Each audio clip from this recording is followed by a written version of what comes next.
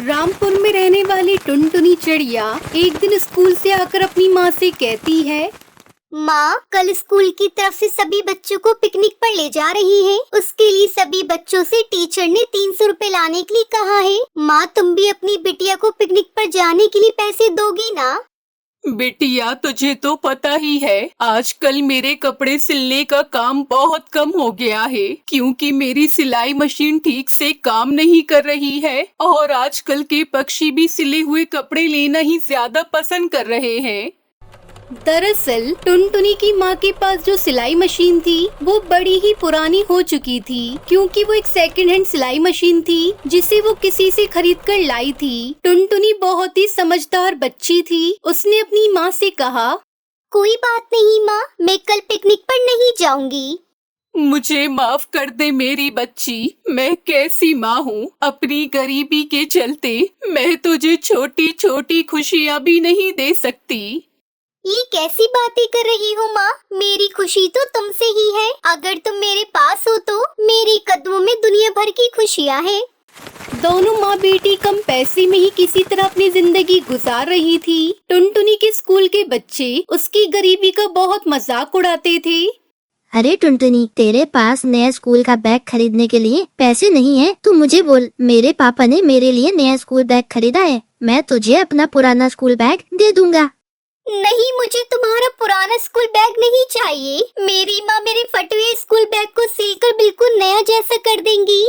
अच्छा, तो तेरी माँ इतनी अच्छी दर्जी है तो उनसे अपने फटे हुए जूते भी सिलवा लेना। इतना कहकर वो बच्चे हंसने लगते हैं। टुनटुनी को अपनी बहुत बेइज्जती महसूस होती है। वो घर आकर अपनी माँ को सब कुछ बताती है। कोई बात नहीं बेटी, तू दूसरे बच्चों की बातों पर ध्यान ही मत दिया कर, बस अपनी पढ़ाई से मतलब रख।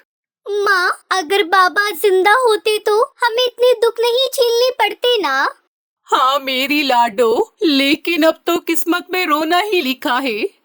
नहीं माँ, हम रोएंगे नहीं, हम हर कठिनाइयों का डटकर सामना करेंगे। देखना, मुझे विश्वास है एक दिन हमारी सारी परेशानियाँ दूर हो जाएंगी। ऐसे ही कुछ दिन बीत जाते हैं। फिर एक दिन स्कूल में प्रिंसिपल से अनाउंसमेंट करते हैं, बच्चों, परसों हमारे स्कूल में फैंसी ड्रेस कंपटीशन है। सभी बच्चों को इस कंपटीशन में हिस्सा लेना है। जो बच्चा इस कंपटीशन में फर्स्ट आएगा उसे पूरे 10,000 का इनाम दिया जाएगा।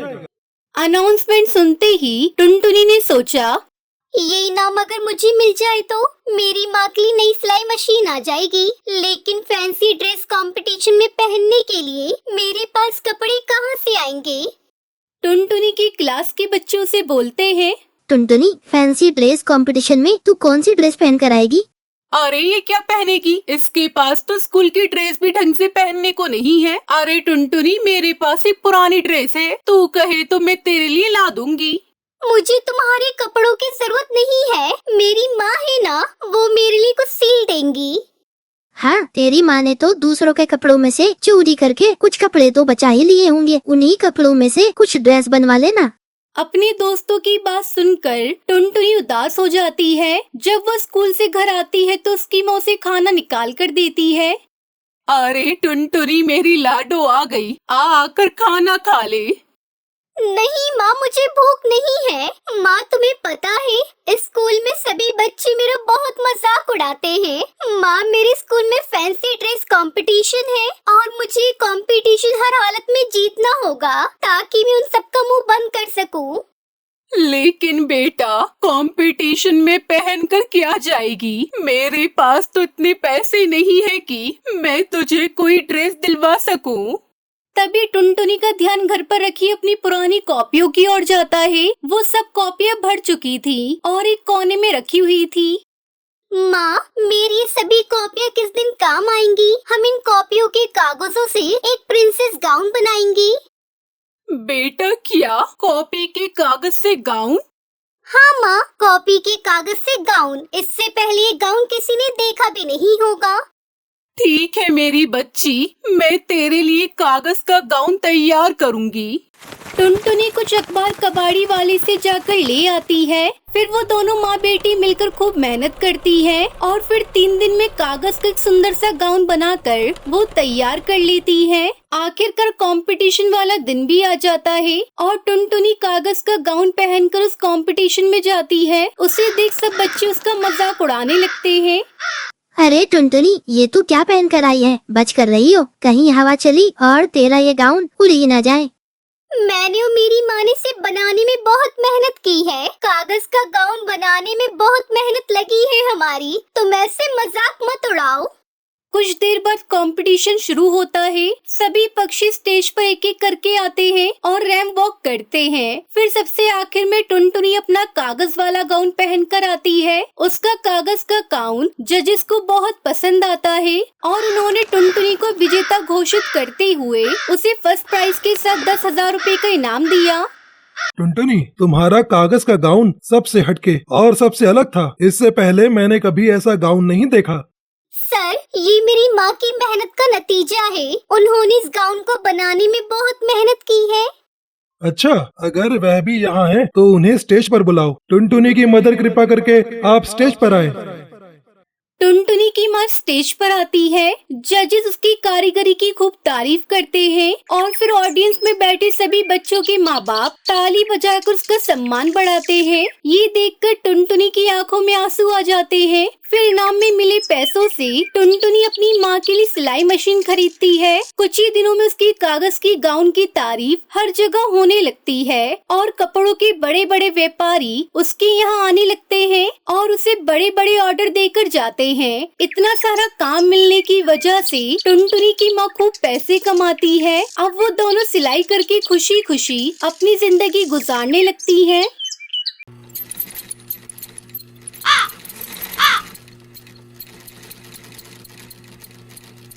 सुंदरवन जंगल में टुनटुनी चिड़िया अपनी माँ टूनी चिड़िया के साथ रहती थी। टुनटुनी चिड़िया को बचपन से ही सिलाई करने का बहुत शौक था। जब भी उसे समय मिलता वो अपनी माँ की सिलाई मशीन निकाल कर उस पे सिलाई करने लगती। माँ, ये देखो ना, मैंने कितनी अच्छी फ्रॉक सिली है।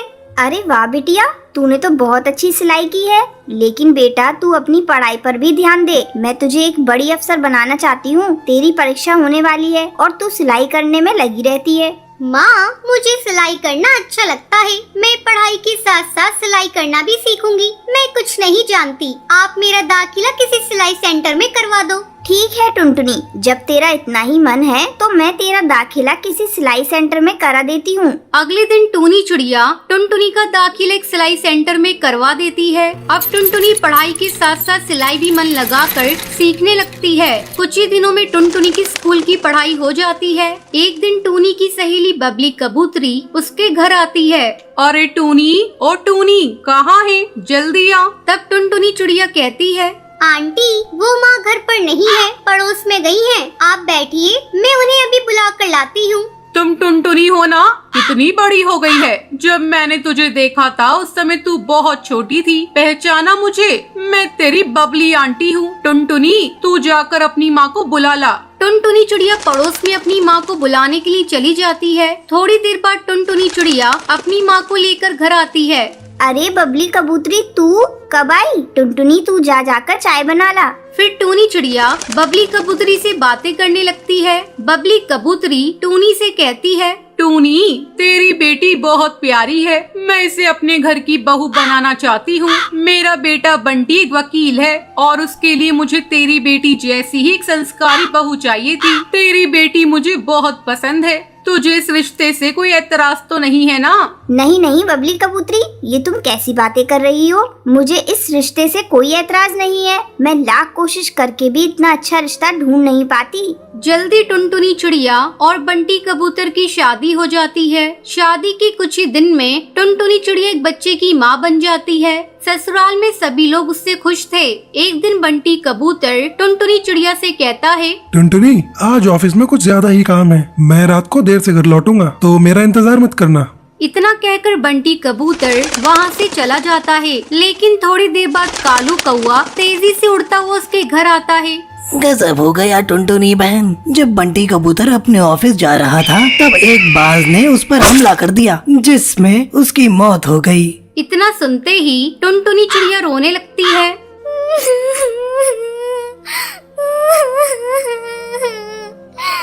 माँ जी, ये सब क्या हो गया माँ जी? बंटी कबूतर के बिना भी ये घर कैसे चलेगा? टुनटुनी तो हिम्मत मत हार बेटा, ऊपर वाले की मर्जी के आगे किसी की नहीं चलती। इस तरह कुछ दिन गुजर जाते हैं। टुनटुनी चिड़िया अपना दुख भुलाकर सिलाई का काम करना शुरू कर देती है। आस पड़ोस के पक्षी उसके पास अपने कपड़े सिलवाने के लिए आने लगते हैं। एक दिन हरी काकी उससे कहती है, टुनटुनी तू तो इतनी अच्छी दर्जी है, इसके बारे में तो मुझे पता ही नहीं था। कम पैसों में बहुत अच्छे कपड़े सिल देती है। तू ऐसा कर, अपना एक बुटीक खोल ले।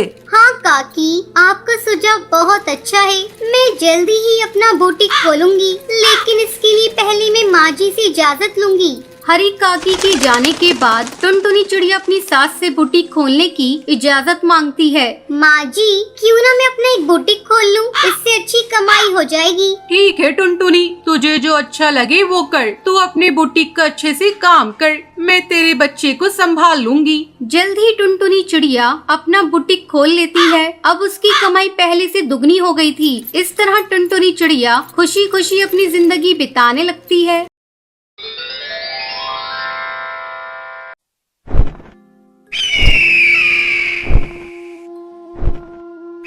हिमालय के जंगल में टुनटुनी चिड़िया अपनी माँ टूनी चिड़िया के साथ रहती थी। टुनटुनी के पिता की मौत के बाद उसकी माँ दर्जी का काम करके अपना और अपनी बच्ची का पेट पालती थी। एक दिन टूनी चिड़िया घर के कामों में व्यस्त थी, तभी टुनटुनी चिड़िया मौका पाकर कपड़े सिलने लगी। सिलाई मशीन की आवाज सुनकर टूनी चिड़िया दौड़ती हुई वहाँ आती है। अरे ओ टुनटुनी बेटा, तू ये क्या कर रही है? मशीन की सुई लग जाएगी बेटा, तुझे बहुत दर्द होगा। चल सिलाई मशीन को छोड़ और घर के काम में मेरा हाथ बटा। माँ, मुझे मशीन चलाने में बहुत मजा आ रहा है। माँ, तुम मेरा दाखिला मीठी काकी की सिलाई सेंटर में करवा दो ना। मैं भी कपड़े सिलूंगी और आपकी सहायता करूँगी। तब तक आप लोग कमेंट पे बताएं 79 डिवाइडेड बाय 4 कितने होते हैं। अरे पगली, अभी तेरी पढ़ाई करने की उम्र है, तू क्यों सिलाई के झंझट में पड़ती है? मैं हूँ ना, मैं सब कर लूंगी। बस तू पढ़ाई कर, मैं तुझे पढ़ा लिखा कर अफसर बनाऊंगी। तुझे तो पता है तेरे बाबा भी यही चाहते थे। माँ, मेरी प्यारी माँ, मैं पढ़ाई भी करूँगी और सिलाई भी सीखूंगी। आप करा दो ना दाखिला सिलाई सेंटर में। अच्छा ठीक है, तेरी यही इच्छा है तो मैं आज ही तेरा दाखिला सिलाई सेंटर में करवा दूंगी। उस दिन से टुनटुनी दर्जी का काम सीखने लगी। समय गुजरने लगा, टुनटुनी की ट्रेनिंग पूरी हो गई और वो अपनी माँ के साथ सिलाई का काम करने लगी। घर में अच्छे खासे पैसे आने लगे। एक दिन टुनटुनी के मामा कड़कनाथ उसके घर आते हैं। टूनी बहना, ओ टूनी बहना, कहाँ हो? जल्दी यहाँ आओ। अरे मामा जी, आप आइए बैठिए। माँ पड़ोस में गई है, अभी आती ही होंगी। मैं आपको चाय बनाकर पिलाती हूँ। टुनटुनी चिड़िया चाय बनाने चली जाती है, तभी टूनी आती है। अरे आप धन्य हो भाग मेरे, कई दिनों से आपको याद कर रही थी। अच्छा लगा तुम आ गए भैया। बहना, मैं टुनटुनी के लिए रिश्ता लेकर आया हूँ। खाते पीते परिवार का पक्षी है। अपनी टुनटुनी बहुत खुश रहेगी। वो कबूतर भी लाखों में एक है और नेक। तू बस आँख मीच कर शादी कर दे। इस तरह टुनटुनी की शादी जल्दी ही बंटी कबूतर से हो जाती है। टुनटुनी अपने ससुराल में बहुत खुश थी, लेकिन उसकी ये खुशी ज्यादा दिनों तक नहीं रह सकी। अचानक बंटी कबूतर के काम करते समय मशीन का केमिकल उसकी आंखों पर चला जाता है, जिसकी वजह से उसकी आंखें चली जाती है। नहीं, पता नहीं कैसे मेरी आंखों में केमिकल आ गया। अब मैं कैसे घर चला पाऊंगा? मैं तो एकदम से अपाहिज सा हो गया। मैं अब कैसे तेरा और अपने बच्चों का मुंह देखूंगा? शुक्र मनाओ जी, ये केमिकल पूरा आपके ऊपर नहीं गिरा, नहीं तो बहुत मुसीबत हो जाती। बंटी कबूतर का काम छूट गया और घर में पैसे आने बंद हो गए।